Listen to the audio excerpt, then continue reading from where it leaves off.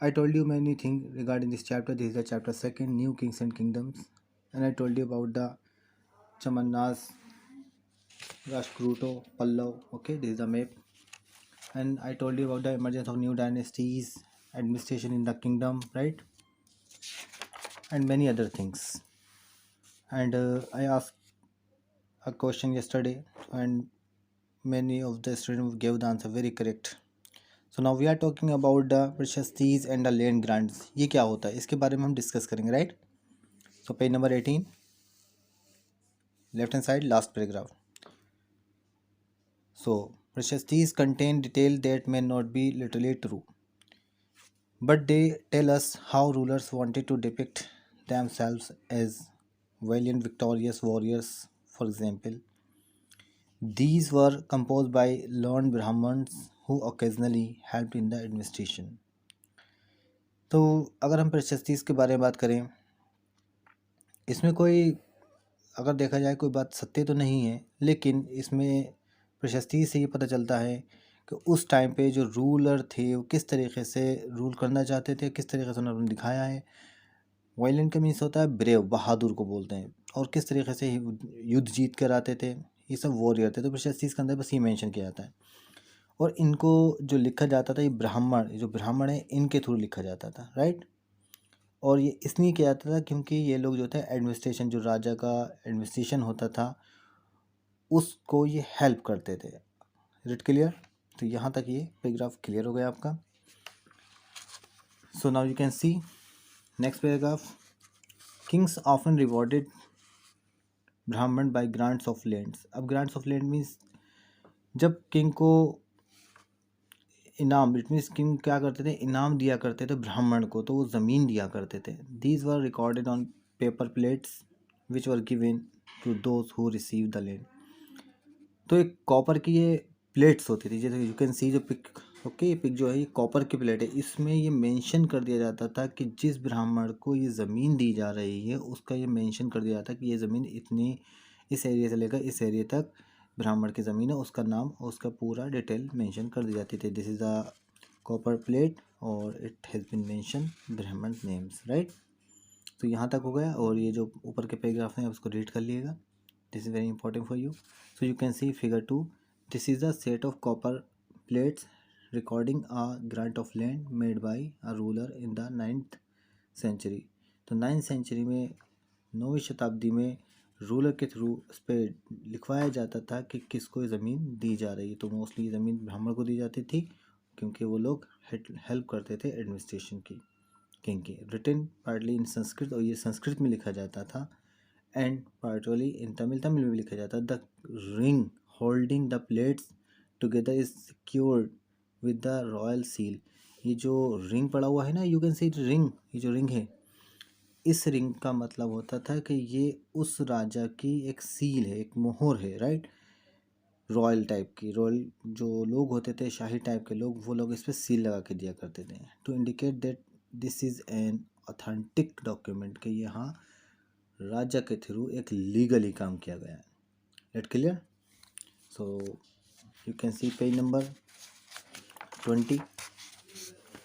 Unusual for the 12th century was a long Sanskrit poem containing the history of kings who ruled over Kashmir.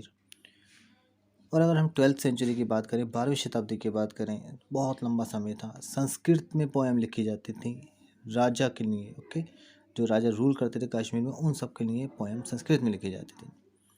It was compose bye an author named Kalhana. तो इसमें एक author थे, author कहते हैं लिखने वाले को, लेखक को कल्हाना के द्वारा लिखी जाती थी. अब ये जो पोएम्स होती थी या कोई गीत होता था, ये राजा को खुश करने के लिए, राजा के बारे में बताने के लिए किया जाता था. बहुत सारे आपने सुना होगा कि अकबर के दरबार में भी नवरत्न थे, तो उसमें बीरबल, टोडरमल, तो ये लोग जो थे राजा को खुश करने के लिए क्या करते थे, अपने आप को अपने अकॉर्डिंग पोएम्स करते थे, गीत करते थे, डांस वगैरह भी होता था. He use a variety of sources including inscription, documents, eye witness accounts and earlier histories to write his account. और भी इसके साथ साथ बहुत सारी सोर्सेज हैं जिसमें इंस्क्रिप्शन जो लिखा जाता था, डॉक्यूमेंट्स होते थे उस पर लिखा जाता था. मतलब बहुत सारी ऐसी चीज़ें थी जो पहले की हिस्ट्री हैं उसको ये बयां करती है, उसको एक्सप्लेन करती है, right. To write his account लिखे जाते थे। Unlike the writers of prashastis he was often critical about rulers and their policies. लेकिन इसमें जो राइटर थे प्रशस्तीज के, जो प्रशस्तीज लिखते थे, वो हमेशा रूलर्स के बारे में ही कमेंट करना, लिखना, उनकी पॉलिसी के बारे में लिखा जाता था। तो ब्राह्मण ही लिखते थे प्रशस्तीज को, और राजा के बारे में ही इसको मेंशन किया जाता था कि किस तरीके से राजा पॉलिसी बनाते हैं, किस तरीके से वो हुकूमत करते हैं, ये सारे के सारे प्रशस्ति इसके अंदर मिलता था। सो प्रशस्ति समझ में आ गया। तो इसका मतलब था कि ब्राह्मण के थ्रू लिखा जाता था, और राजा किस तरीके से पॉलिसी बनाते थे, किस तरीके से रूल करते थे, ये सारी चीज़ें इसके अंदर मिलती हैं, right. So I hope everything is clear to all till here. So यहाँ तक तो हमारे क्लियर हो गया होगा, I think so.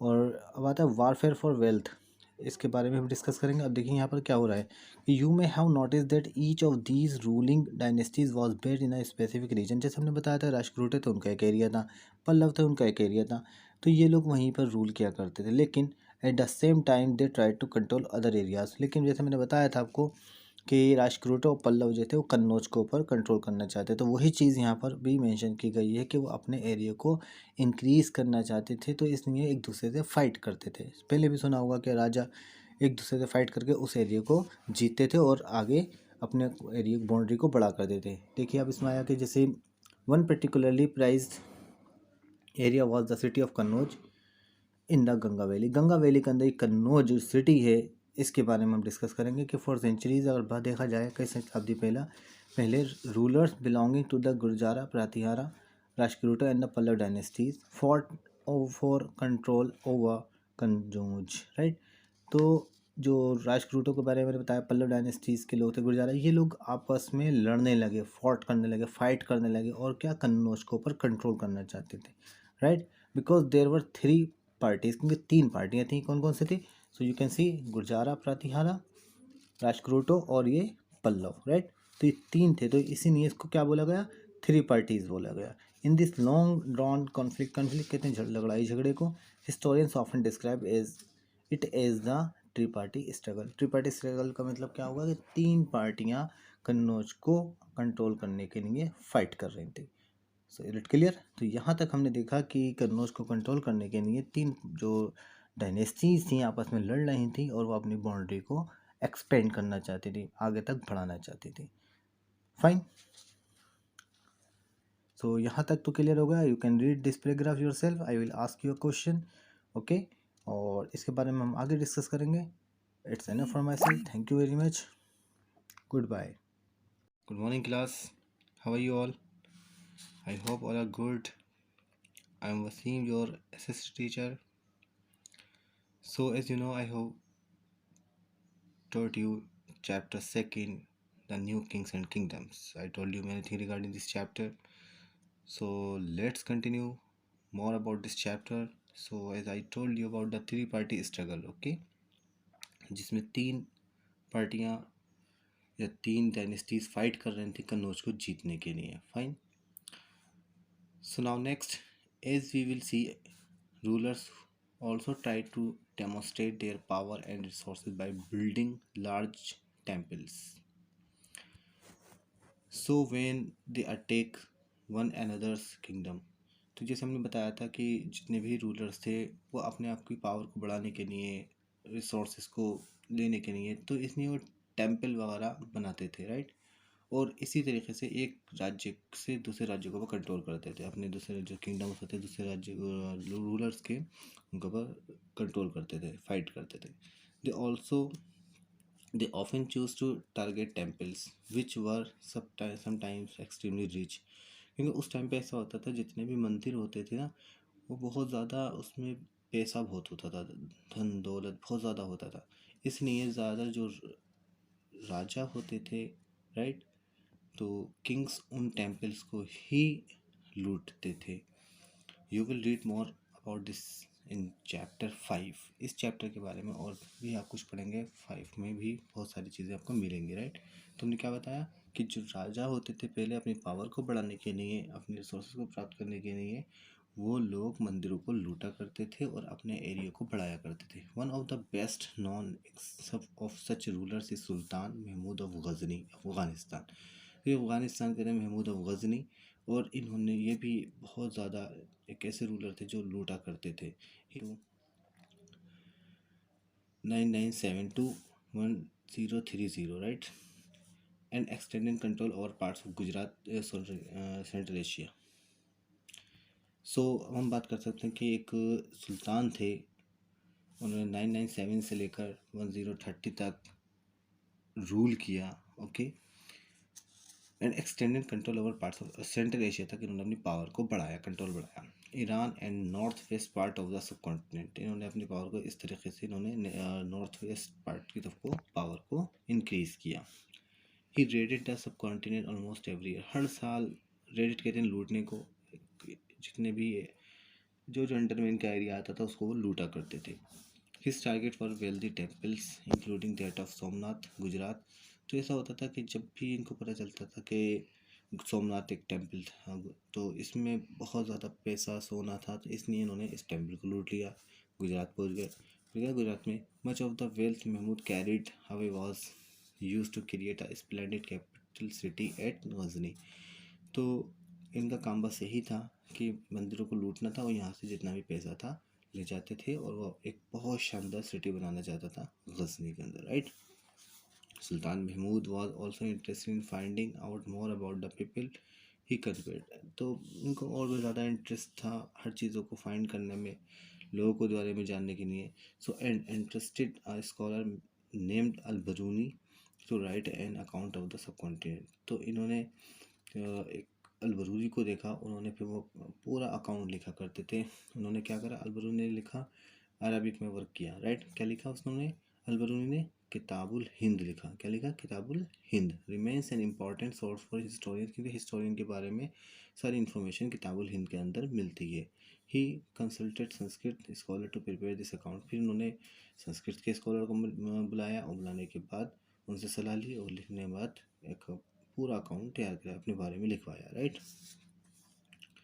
So other king who engage in warfare included the Chahamanas, later known as the Chauhan. तो ये चमन्नास को चौहान कहा जाता था। और भी किंग्स आए, वो भी वारफेयर का मतलब होता है, वॉरफेयर का मतलब होता है फाइट करना, युद्ध करना, शामिल रहे, लड़ाई लड़ते रहे। चौहान थे ये, right, who rule over the region around Delhi and Ajmer. तो दिल्ली और अजमेर के आसपास इन्होंने बहुत रूल किया, फाइट की।